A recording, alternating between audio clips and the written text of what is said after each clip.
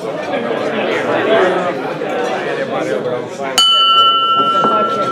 morning. I don't know if y'all read your email overnight. You saw my little message about our dues, meals costs going up. And we're not really going to have Rotary today. We're going to have a sermon because the church I belong to is always raising money and raising their fees. And we have what's called the Sermon on the Amount.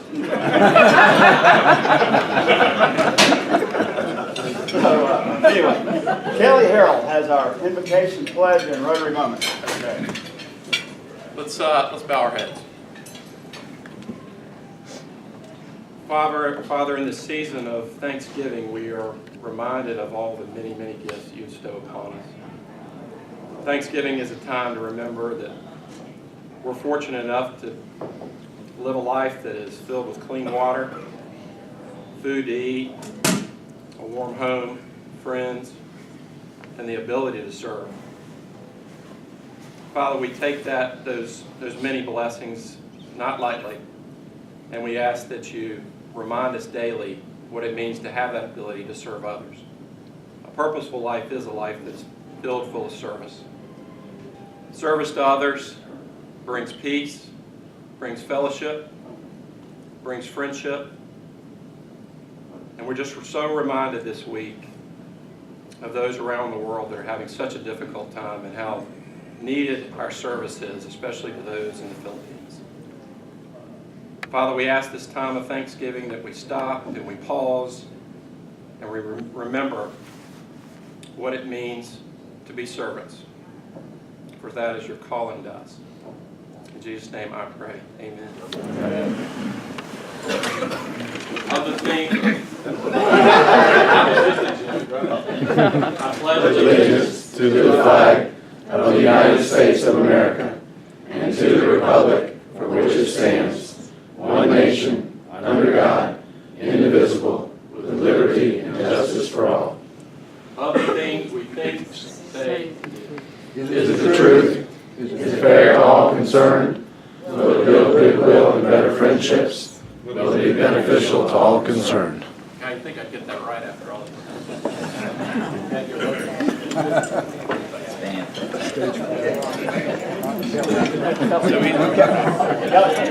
Are you going to do a Rotary moment? Oh, yes. So my Rotary moment was, got so many through my almost 20 years in Rotary now. The one that really stands out to me the most was back when I was president in 2005 and 6. We brought home from district conference with us a young lady, Joanne, from Taiwan. There was a group of exchange students here from Taiwan. And she spent a couple of weeks with our family.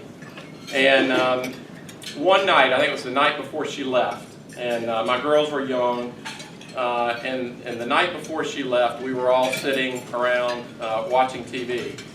And you know, Joanne, she spoke pretty good English, but not really. And when she was there the 2 weeks, our daughters were, I think Haley was maybe 10 or 11. Maggie was probably, well, she was 6 or 7.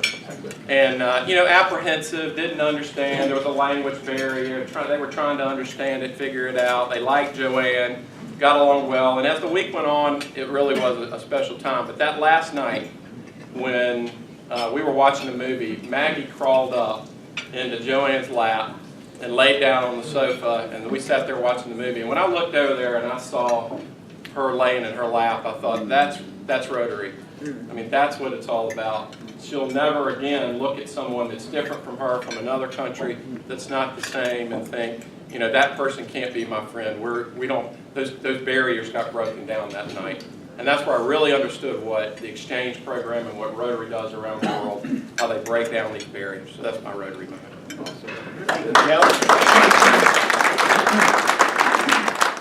What? Sort of a segue to Kelly's great blessing. I'm going to pass this around, and the funds we can put in here, if everybody just reach in your pocket, whatever you can, and we're going to send this to the Philippines, to the Shelter Box organization to help our fellow man out there. And Rotary International has boots on the ground, so I'll start it right here and we'll send it around. Okay, thank you.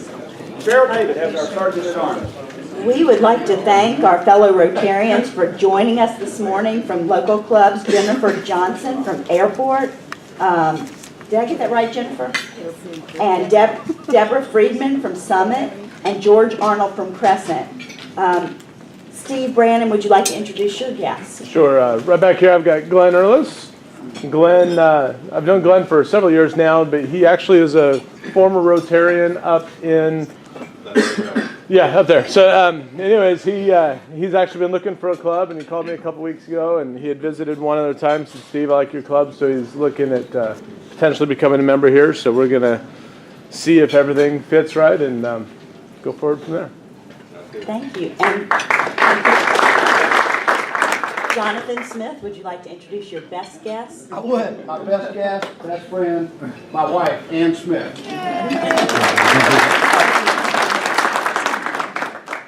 Thank you, Cheryl. I've got a little bit of bling to hand out this morning. Is Chip Person in the room? Chip, here's some duplicate rosettes for best pork and people's choice. Thank you very much. And last Thursday night, several of us had the pleasure of going to the foundation banquet. Dale, here's the scarf you left on your chair. And we've got a couple of banners. We've got, this is for our 100% sustaining member club, and then this is also the $100 per year, the E-Ray. So a couple of our awards that we got. Great banquet. Let's see, Dr. Walt's football pool. You know, last week, we didn't have as many people fill out the form, but it's probably my fault because I was sitting there eating breakfast and Al said, hey, can I pass those out for you? And I said, sure. And he just passed them out to like 2 or 3 people. Here's a chance you're going to improve that one. But I went out and passed more around, so hopefully everybody got one. They're on the tables. If you can't find one, grab one from another table. So you don't want to gamble and fill one out. I told Rob I had good news for him today, and Rob had a season high last week with 13, along with Danny and Ben. All of these guys picked out to beat Georgia. Okay. So I think that were they all sitting together? I think Rob probably decided to give up and cheat, but he just cheated off the wrong people. Anyway. Let's see. Good games this week. Washington's playing Philadelphia. Only bad news is somebody has to win that game. But except for that, it's probably going to be a good game for football. Yeah. That's right. At any rate, Kelly Harrell and Danny both tied with 9. Wow. But yeah, Danny was further off on the tiebreaker, so it's a 0 award. Congratulations. 9 correct, attaboy. Unfortunately, our winner, Randy, is not here. I haven't seen him. Darren? Yeah, he got 17 correct. Wow. Yeah, it's a good day, but must be present to win and everything. Too bad for him, I guess. Which leads me to, we had a lot of guys that had 14 correct and only one that had 16 correct. But James Edwards won the tiebreaker. There you go. Hey, James. What did he 0 last week? Yeah, he went from worst to almost first. There's a fancy water bottle that Emily brought to keep your water pure and everything. And it leads us to a repeat winner, back to back. There's hot as a fireplace.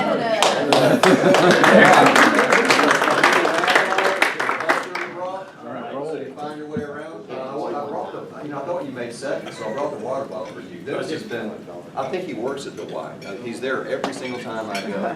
The guy has just made a turnaround, and he is there working out all the time. And hats off to him. He made a real life change there. And I asked him, which way is the bench press machine? He said,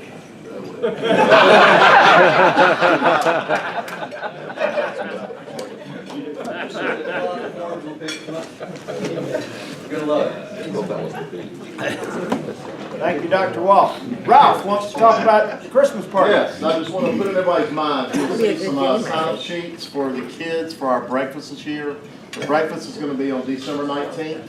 The plan is to have a couple Marines, Toys for Tots, and everybody to bring a present. There'll be a small gift for our children that are here, but you can think about that. I'll have a sign-up next week to see who's going to be here. And the Christmas party is going to be on the 12th at Mike Conrad's house. So just want to put those 2 dates out there, and you will be seeing some emails. Ralph, do you want our kids to buy something that's age appropriate for their age to bring in, or are y'all targeting a certain age, or? I mean, they're all in need, so Okay. it's probably more suitable to do that. Okay. But yeah. Thank you, Ralph. Pete Gursky's got an announcement. Yeah, it's time to do our street cleanup again. So December 7th, Pearl Harbor Day, mark it on your calendars. 8 o'clock, meet in front of, I guess it's Cleopatra's now. Takes an hour or less. Many hands make light work. I'll see you there. Danny. The bell ring sign-up will be out soon. It'll be a sign-up wizard. We're scheduled out in front of Great Outdoor Provision Company between the 9th and the 16th of December. That's it.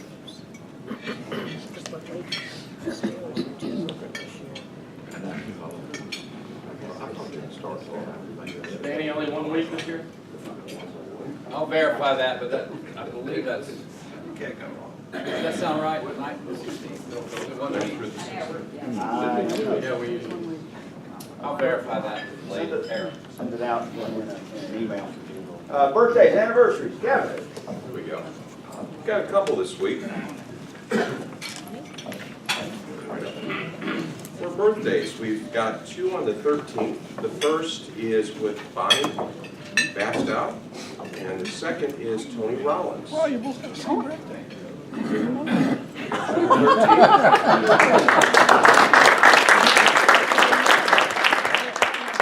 The anniversaries for the 11th was with Chip and Laura Vale, and on the 16th is Lawrence and Ann Mann.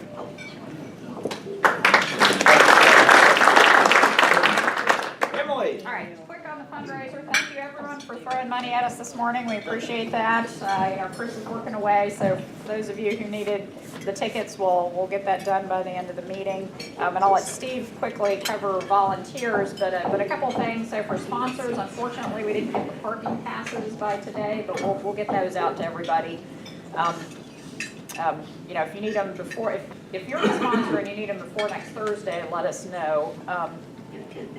But probably if you're a club member, we try and get it to you Thursday. But if it's not a club member, we'll be delivering their packet and we'll have the parking in there. A quick word about the beverages at the tailgate, just so you all know. So with the tailgate buffet, it's the barbecue. It'll have iced tea and water. And then certainly you have your beer tickets, and you can buy more beer tickets. We're going to have sodas for sale. So the soda will not be included in kind of the tailgate package.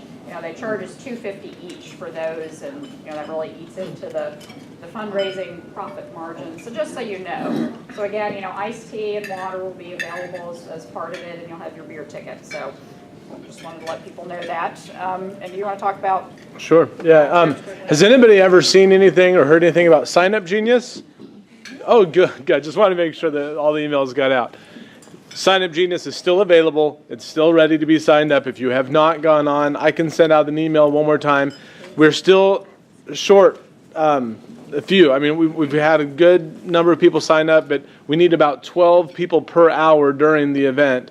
Probably not quite as many people that we have signed up for the setup. So if you're already signed up for setup and you want to do something else, that would probably be helpful as well. But definitely still some available slots there. If we get down to the wire, we may have to just assign people. So I'd really prefer not to have to do that. But we need help. Obviously, this is our only fundraiser of the year, so we all can chip in.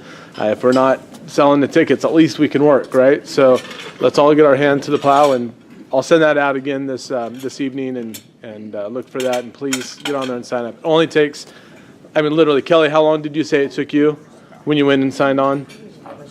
A minute. Yeah, I mean, less than a minute. You're on, you pick your spot, it'll ask you for like your email and to confirm your name, and that's about it. It's really, really simple and the most efficient way we can get those. So please look for that email and do that. Yes. Raffle stubs, you want us to turn them in next Thursday at the event, what? You can do either. Okay. You just want to make sure they're all turned in before we pull the number. Okay. All right, thank you. Thank you, Emily.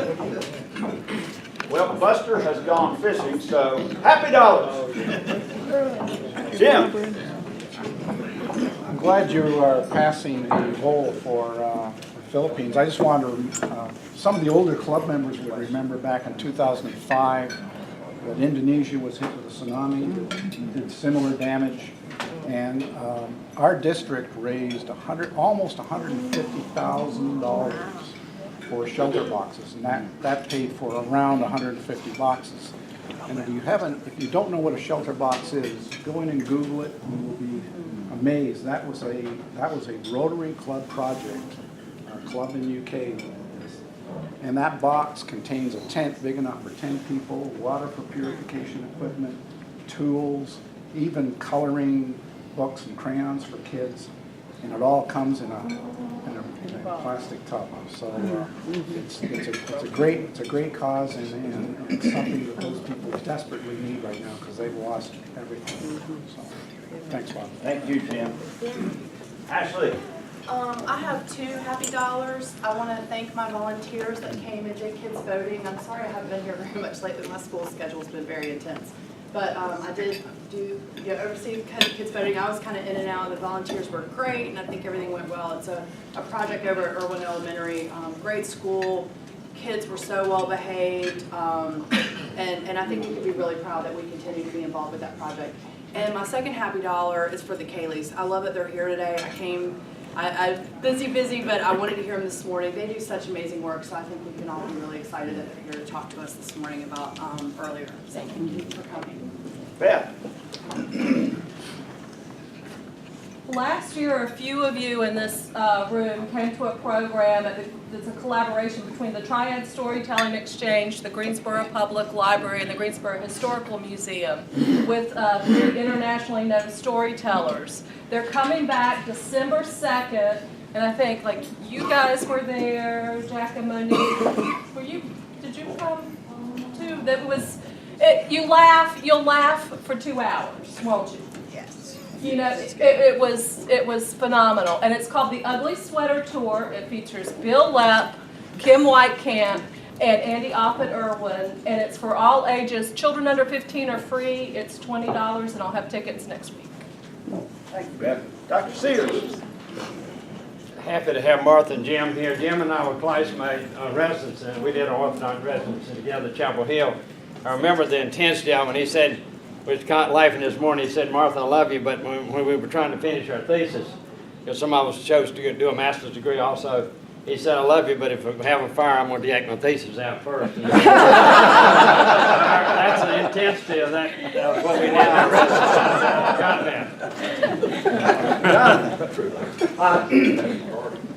Ann and I just returned from the airport. We took dear friends out there to celebrate a special event. She is 40 years old and 1 year cancer-free.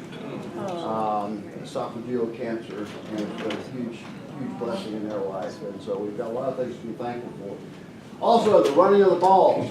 If anybody wants to sign up, there are about 200 spaces left out of 2,500. It's going to be December 14th. So just go on Google runningoftheballs.com, and there you are. So sign up for that. All right, thanks, John. Jonathan, I'm impressed when you get a dollar bill all worn out like this from an investment advisor. We use them up full. Yeah. What, just a couple more. Jack. Just to reiterate, I was very glad that Beth made that announcement because it reminded me of what a good time we had last year. So she's right, you laugh for 2 hours, it's a real hoot. So next week, come and be prepared to buy some tickets for Beth. It's a great outing. Thank you. One more, Rob. My baby daughter, Mary Catherine, who is 16, driving around, and a junior at GDS, is being inducted into the National Honor She's a lot smarter than I am. And if you look on the brochure for our fundraiser, she's probably about 4 years old, and she's sitting on the grass in front of the painting at Camp Carefree. And it's kind of funny to see that we use that every year. Well, last Saturday night, Grandpappy got pulled by the police about 2 in the morning. The police officer looked and saw his age. He said, where would you be going at this hour of the night? And he said, well, I'm going for a lecture on the evils of alcohol, smoking, and staying out too late. And the officer said, well, where would a lecture who would be giving a lecture like that? And he said, that would be my wife.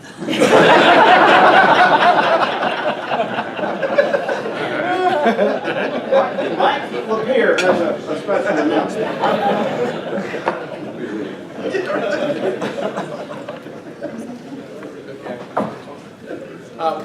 Thank you for these few minutes. My name is Mike Lapeer. I am not part of your Rotary Club or Jennifer's Rotary Club. I'm a guest of Jennifer today. I've asked her to help me get around to the Rotary Clubs to share something new that a friend of mine and I decided to do. It's a little bit, we talked about the spirit of service this morning, invocation, which was nice. And what I'm doing is about honoring our veterans, and we just celebrated veterans. Are there any veterans here? Thank you for your service. Really, what I want to do is share with you this thing that we're doing. I'm hoping that when we're done with this, that you'll share it with your friends, your family, your coworkers, and consider participating in it. Has anyone, at your table, you'll see a little card that says Wreaths Across America. Is anyone familiar with Wreaths Across America? It's great. I know you've heard it because we've already talked to your folks, but it's great. It was a fellow in Virginia started it, Arlington. Right. And did all the headstones at Arlington Cemetery. That's right. That's how I heard about it. That's wonderful. I'm glad that the rest of you haven't, because if I can, I'm going to show you a little video that tells you about Wreaths Across America, and then I'll finish with what we're doing. We gather here today to place over 24,000 holiday wreaths to remember the fallen, honor those who served, and to teach our children the value of freedom. As you place that wreath, take the time to look at that name. A lot of these stones don't have people anymore to come by and pay respect. Just like we are. Thank you. Michael Martino was a Marine Cobra pilot who died heroically while flying a combat mission in Iraq. Even a year after it's happened, every day is just so tough to get through. There's always constant memories, but then you come out here and see something like this that people are doing for your son and other soldiers, that other servicemen. It makes it easier. It brings a tear to my eye to see people come together. We bury a lot of folks here. We did a funeral yesterday. And this is a good opportunity to do something other than bury our comrades, to pay honor and respect to them. And so it's kind of a special moment today. I'm a Vietnam era draftee. When I came back to the United States, we didn't wear uniforms. We were instructed to take our uniforms off. Now, wherever I go, we get a lot of support. Everybody, I believe, understands that these men and women give everything for their country, and this is an opportunity, I think, just to give a little bit back. I watched this mother and a little boy place a wreath on one of the stones, and I remember thinking, someday when the words in his name are all worn off, there still will be someone who will come by and pay their respects to my son's memory. And this is the impact and the reason why I continue to work with Wreaths Across America. We've been laying wreaths here at Arlington since 1992. This is our 15th year. I'm from Harrington, Maine. Our business is making Christmas wreaths and other Christmas decorations. I wanted to give back, and it's because of the freedom that we all have. It's why I can do what I do, and everybody else can do what they do, but I just wanted to give back. After 9/11, we all came together and remembered that we loved the country and we loved our freedom, and we understood that. And then you know, then we got busy again and got complacent. We're a grateful nation. We just got to show I it. don't let my brother's name be forgotten. And nobody should let anybody that's killed over here their name forgotten or forgot what they did. Ultimately, it's all about saying thank you to everyone in here. In life, they honor their country. In death, their country honors them. A beautiful gesture of gratitude for those who gave us the ultimate gift.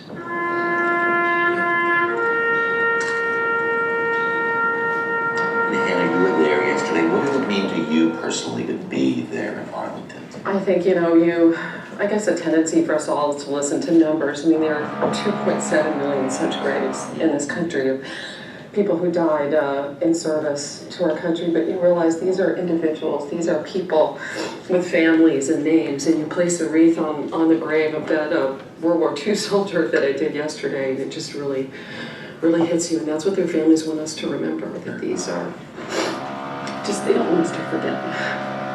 Well done.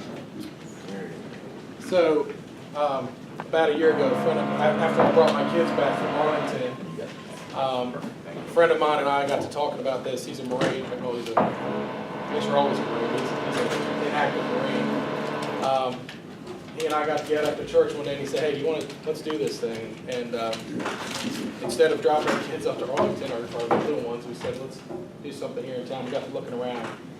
There are 25 or 26 locations in North Carolina that do this. Not one in Greensboro. That sort of put the straw for the camel's back and said we're going to do this. We are doing this on December the 14th. There's a card in front of you. We're going to place these wreaths on graves of 1,100 veterans at Forest Lawn Cemetery. There's a veterans section there. Really, my message to you today is to introduce this to you, let you know that we're doing it. I know you have running up the balls. I don't know what time that is on the 14th, but we'd love for you to share this with your friends, with your family, with your coworkers. If you have interest, there's an email address on there. Just shoot us an email. But we'd love to have you there. We have 1,100 to lay on those veterans' graves. I'd love for us to have 1,100 people, so that each one of us could stand there for a few minutes and remember that veteran. The mission of Wreaths Across America is to remember, honor, and teach. And we're trying to do each of those. So I'll have my 4-year-old there. We'll have as young as a couple months old, and our guest speaker for this is going to be an 89-year-old World War II veteran that's going to talk to us a little bit about his experiences. So, invitation to join us, and I really appreciate your few minutes. If you have any questions, you can shoot me an email, or I'll be here after your meeting. So, thank you very much. Okay. Dr. Chuck Langdon will introduce our speaker. Good morning, Dade City Rotary. It's my pleasure to have my friends, it's everybody else's friend too, Mark and Jim Cayley, of course. And, breast cancer is a kind of a rotten disease that seems to affects all of us, or touched all of us in some way. And it touched Martha several years ago directly. And since then, her passion and mission has been to try to find an early test for an early detection of breast cancer, so it won't be as devastating as it has been for a lot of us. So with no further ado, due to time restraints, Dr. Cayley, I'm glad to have you here. Thank you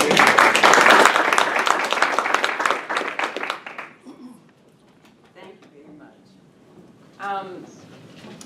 I just have to say this is an amazing organization, and I hear all the different aspects that are going on, and there's so much to do on this planet.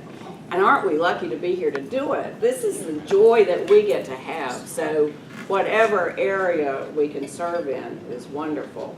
I want to give you kind of the State of the Union address of how breast cancer is right now and where we're headed with taking care of breast cancer. And then Charlie's going to introduce this video because I can't introduce it myself because I cry every single time. But anyway, breast cancer impacts approximately 230,000 women in the United States alone every year with invasive breast cancer. There are 50,000 to 60,000 women who are diagnosed with ductal carcinoma in situ, which is not invasive, but we don't know how to determine the difference between the two. So therefore, over 300,000 women each year deal with breast cancer. And you know as well as I do that it's not just the woman who deals with it. It is the family, they're the children, all of the combinations of the impact that it has on lives. Well, 40,000 women each year die because of breast cancer. And we die silently because if you think about it, that's 8 9/11s happening each year. But we do it, it's spread out. I think breast cancer is probably the best terrorist on the planet. So, interestingly, I just recently read a research report that breast cancer is being diagnosed the first instance with breast cancer in a metastatic state. The age group is 25 to 39. It has increased from 2000 to 2009. It has increased 3.5%. That's a significant percent. It is not just an older woman's disease, and that's the impact that breast cancer has. Therefore, that's why we focus on, earlier.org focuses on finding a better method for earlier detection of breast cancer. Our vision is a biological test to detect breast cancer earlier. Essentially, we're running loose without really much help. So it's so important to do that. Now, the wonderful news is the opportunities that are coming up for us. And I want to share that with you because you all have been so supportive. And there, again, I recognize that there are so many things to support, but I just want you to know how much I appreciate anything that you do and that you can spread this information too. We have funded some wonderful grants. We fund $40,000 seed grants, which are the most difficult grants for researchers to obtain. Biomedical research, if you look at what's happened with the NIH, in 2003 there were like over 25,000 grant proposals, and they were able to fund 7,183 of those grant proposals. In 2012, there were over 45,000 grant proposals. They funded 7,100. The percentage has gone from being able to fund 25%, and 2012 they were able to fund 15%. That's all of the biomedical research from all diseases from the National Institute of Health. So the need is dramatic. We're losing potential for researchers. That's why earlier.org focuses on one issue of finding this better method for earlier detection of breast cancer, because it will make such a huge impact on this disease. It will ratchet it down from being a life-threatening illness to a chronic disease that's treated. The amount of research that's going in for therapeutics is so impressive. But I want to tell you about one particular grant that we were fortunate enough to fund in 2012. It's right here in the nanotechnology and science with Dr. Marinella Sandros. And this grant that we funded for her is, she is over the top about the opportunity that this has provided with the nanotechnology. I mean, really, nanotechnology, seriously? What the hell is that? I don't know, but anyway, it is really cool. And so I saw this piece, I went over to her lab after we had funded it, and we just went over last week. We were able to provide her this grant. She was able to buy this piece of instrumentation. And she is able to run samples that it used to be that they could run maybe 2 or 3. She is looking for biomarkers and the whole panel of biomarkers for identifying breast cancer earlier. They were able to run 2 or 3 samples each day. because of this instrumentation that you all have helped, so take part of this, because of this instrumentation, they have moved from being able to run 2 or 3 samples to 500 a day. They are able to look at smaller and smaller increments of serum, blood serum, to be able to identify biomarkers. Where we are in science is dramatic. We have the opportunity in this point in our lives to make such a huge impact on this particular disease. And it takes this one little niche. When we help the researchers identify this, we're closing up shop. That is my goal. I want to go eat bonbons on the beach. Jim says that's not going to happen. But it's not our job to do anything else. We've ratcheted it down to this one particular focus. And I appreciate your help so much in that. I'll give you another example of what we did. One of the grants that we funded was Mayo Clinic. And they had a project for big funding, but it was a governmental project. And because there was something messed up in the proposal, they had to rewrite the proposal. Because we had funded their grant, their work did not have to stop. They were able to keep that research going, and then they got the bigger funding back to continue on with this project. It is so exciting to see what could be perceived as a little bit to be making so much difference. So I want to thank you all for all of your work, for keeping this in mind. And I wanted you to be able to see the video that we did that I think will probably be important for you. So thank you all. I appreciate it.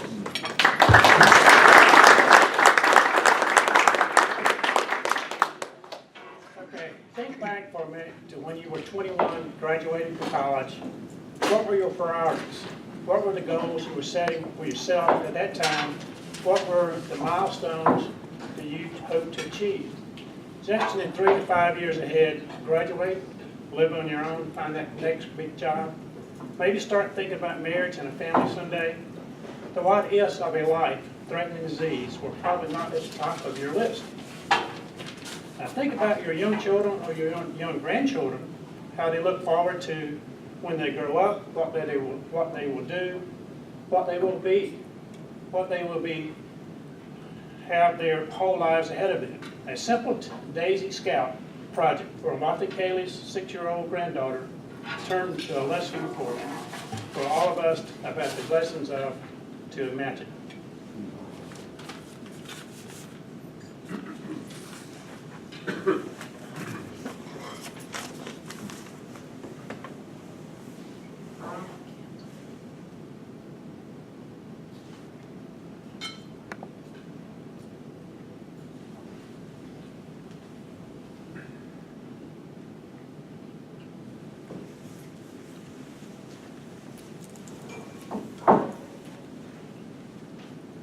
A long time ago, Martha had cancer that wasn't found at the doctor's office. That was a little bump that her Sherlock scratched her.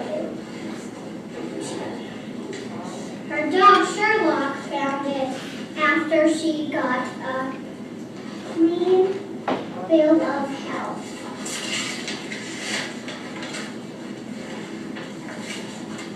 After Martha's cancer was cured and she got all better, she decided there should be better, earlier tests for breast cancer, since a woman could have it for 8 years or so before a doctor's machine could find it.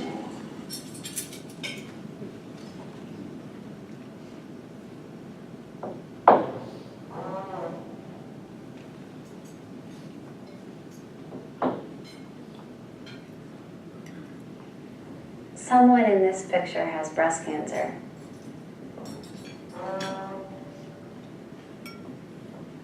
Imagine how I felt when I was diagnosed with breast cancer. I was only 21 years old, and I had graduated the week before from college. In just 1 week, I went from talking about my future and interviewing for jobs to moving home, moving in with my parents, and heading to my first of many doctor's appointments. I had felt a lump about 6 months before, but I was never sent for a mammogram. So by the time I was diagnosed, I was stage 4. The doctors told me that I probably had this breast cancer for at least 8 years before I could ever have felt it. Imagine how that must have felt. I had breast cancer when I was 15. I had breast cancer when I learned how to drive. And I was walking around and I didn't know about it. I was enjoying my senior year, thinking that I didn't need to worry about the lump in my breast. Nobody in my family gets cancer. I was too young. I had a lot going on. I was too busy to have breast cancer. And even if I had been worried about it, there wasn't a test that I could have taken. There was nothing I could have done. Imagine hearing that you only have a 20% chance of seeing your 30th birthday, when for months you had been told not to worry about the lump in your breast. For months I had been told I did not need a mammogram. And then I'm told that I'm going to die. If I had had an early breast cancer test, I would not have to spend my life in hospitals. If I had had an early breast cancer test, I would be able to have children or grandchildren. I would be able to plan on going to graduate school because that's what I should be doing. But I can't plan my life past 3 weeks because every 3 weeks I'm sent for a reminder. Every 3 weeks I spend an entire day at the hospital. And every 3 weeks people get together in a room and talk about my chances of survival. We need to fund an early breast cancer test. If we do nothing else, make sure that every woman, regardless of age or family history, has access to knowledge. The knowledge of their risk, the ability to make decisions that are painless, that they can leave this breast cancer behind them and close that door. I will never be able to close this door. I have to travel this road every day now. 1 in every 8 women will be diagnosed with breast cancer in her lifetime. 40,000 women will lose their lives to this disease. There are 250,000 women just in the United States, just like me, younger than 40, and living with breast cancer. If 1 in every 8 women is diagnosed in her lifetime with breast cancer, I know that one of my best friends will be diagnosed with this disease. That statistic keeps me awake at night. I want my friends to be able to do something. I need an earlier breast cancer test so that my best friends don't have to face the same statistics that I am. Every young person should have their life in front of them. I'm not sure if I will see 30 years old or not. I'm not sure if I will ever get married or have children. But I need your help to make sure that my best friend has a chance, and that other women, just like you and just like me, are given a fighting chance. We need your help to fund research for an earlier breast cancer test.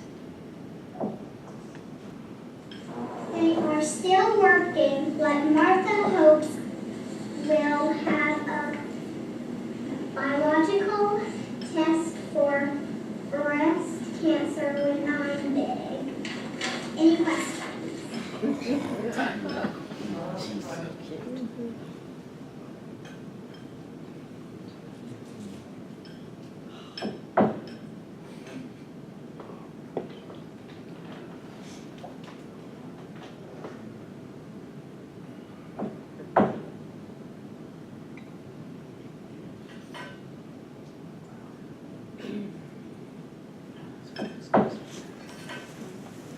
Thank you, y'all. Martha, thank you. What a message. We have a check for $1,000 to earlier.org from the Gate City Rotary Foundation. Our fundraiser at work, and a book will be donated to Cone Elementary School and inscribed with your name. Everyday blessings. How wonderful. Thank you all. Thank you all Thank so you. very much. And wait, one more thing. You have to earn your breakfast. Oh, so hard. You would pull a winning ticket and read the last three numbers. Okay, it is 883. Hey.